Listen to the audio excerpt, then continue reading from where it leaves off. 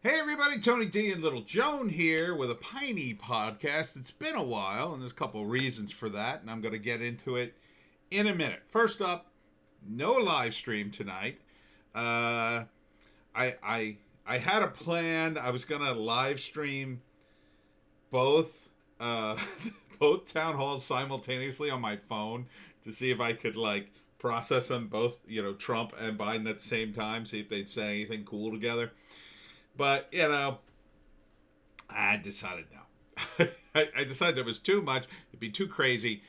Without the visual, it probably wouldn't work.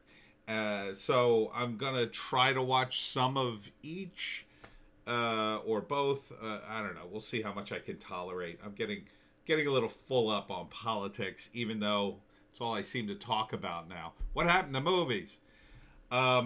So let's get into some South Jersey news. Part of the reason I haven't done a Piney podcast is I was relying on NewJersey.com for their endless coverage of the beer virus, and suddenly it just seems to have slowed down to a trickle, and now finding the numbers is a little more dicey. Huh. Interesting. Could it be that the national party's finally backing off of the beer virus? Fine. Oh, it's a losing issue. Let's just step back. Maybe. Maybe Phil Murphy's finally gotten the message that he's destroying his own state. Maybe he doesn't want to destroy it quite that badly because he is up for re-election next year. But here's some news. 22 outbreaks of reported in New Jersey schools where kids or teachers gave beer virus to each other.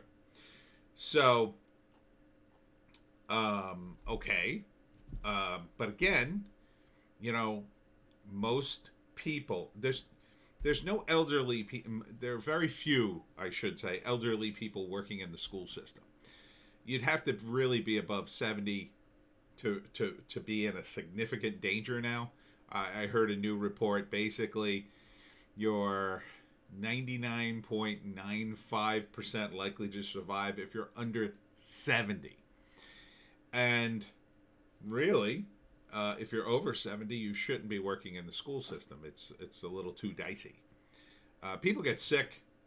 I told you, I worked as a sub. People got sick all the time because it's just a big germ factory with children.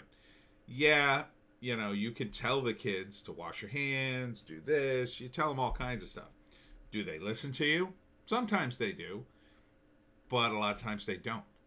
And a lot of times they just forget. They'll sneeze on something in the room and put it back, or hand it to a friend. Yeah, I'm telling you, it's impossible to keep, unless you're going to traumatize them by constant hand washing or something. You're not going to get these kids to not pass germs amongst each other. And there are studies to suggest that that's okay. That part of human interaction is the exchange of viruses on a very sort of low level thing that your body's constantly fighting off, and it builds up your immunity. So it could be a bad thing to isolate people.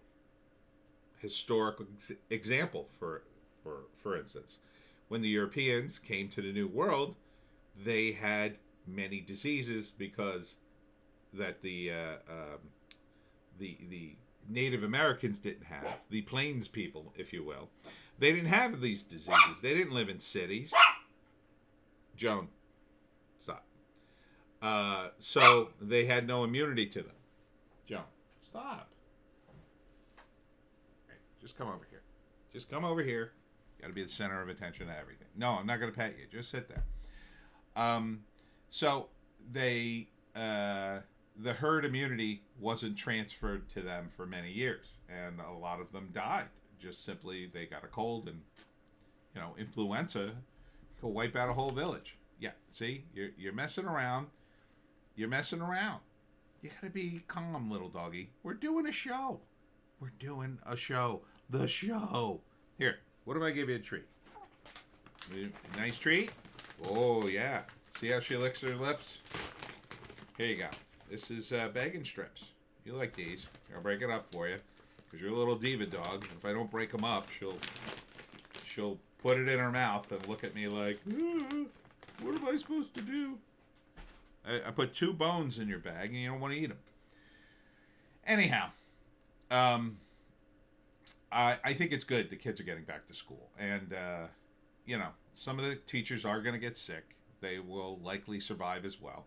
I think elderly people in the school system should probably get out, at least for the time being, at least until there's a good vaccine. And that's a few years away. So, if you're in your 70s, it's really time to retire from the school system or do something else. Something where you're not constantly in contact with the germ factories that are children. New Jersey governor hopes to use scalpel to deal with beer virus hotspots, not another broad shutdown. Again, the scalpel could be used at nursing homes and places where people have comorbidities.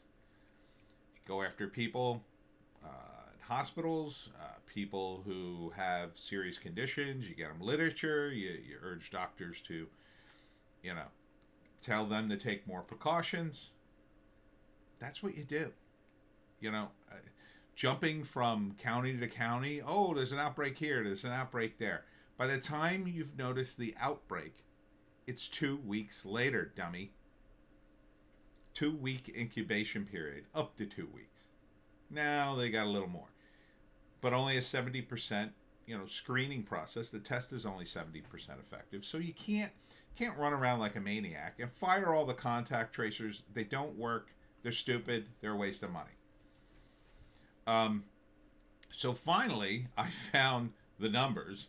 There were something like 900 new numbers, 900 new cases, and 6 deaths. But New Jersey hits moderate beer virus activity statewide for the first time since the outbreak. That's kind of not true. They're just counting straight up cases, maybe, but really, it's about the deaths. It's about the hospitalizations. Now, there is a slight uptick in the hospitalizations, but not in the deaths. The deaths were 6 today. And I promise you, and again, I can't find any information in NewJersey.com right now. They may not have been from today. They go back into the records and look for numbers. Eventually, they'll just stop doing that. When do they report that there's been 0 deaths? Never. And there have been days when there's been 0 deaths. They don't report it because it's not politically, beneficial to them. There's been days with 0 deaths. Not one single news story about it. Oh, 100,000 deaths across the country, 200,000 deaths? Big article. What does that tell you? If it bleeds, it leads. Oh, if it's good, it's boring. F that. Here's some positive South Jersey stories. A South Jersey man wins $1.3 million jackpot at Hard Rock Hotel and Casino in Atlantic City. Good for you, man. Apparently he is a plumber, and he hit a Royal Flush mega jackpot in the ultimate Texas Hold'em game. So people really do win. James is a resident of Atlantic County, New Jersey. Last name withheld for privacy reasons. Good for you, dude. Good for you. Spend it well by, not blowing it all. Don't go crazy. Invest it, spread it out, have a diverse portfolio. I'm not giving you I'm not a financial advisor. I'm just saying that's common sense. But don't go blowing it on a bunch of stuff. Spend it wisely. But good for you. Good for you. And finally, South Jersey restaurant to host harvest benefit to aid New Jersey farmers against hunger. To aid New Jersey farmers against hunger. The farmers against hunger? Do the farmers not have food? Well, let's see. Isabella Abate was laid off from her job as a restaurant manager at a New York City hotel when the beer virus hit. So the 23-year-old returned to Gloucester Township and helped her family's restaurant, Villari's. Ooh, I know that place. Lakeside Restaurant and Bar. Within a few months, she decided to go into business making simple syrups. Simple Simply Bella's syrup was launched in May. The new company will host an inaugural harvest benefit on October 21st at her family's restaurant. The event will benefit New Jersey's farmers against hunger. Oh, okay. It's not for farmers, it's for the organization New Jersey Farmers Against Hunger. Okay. It's a weird name. It's a weird name for an organization, right? Am I alone in that? I mean,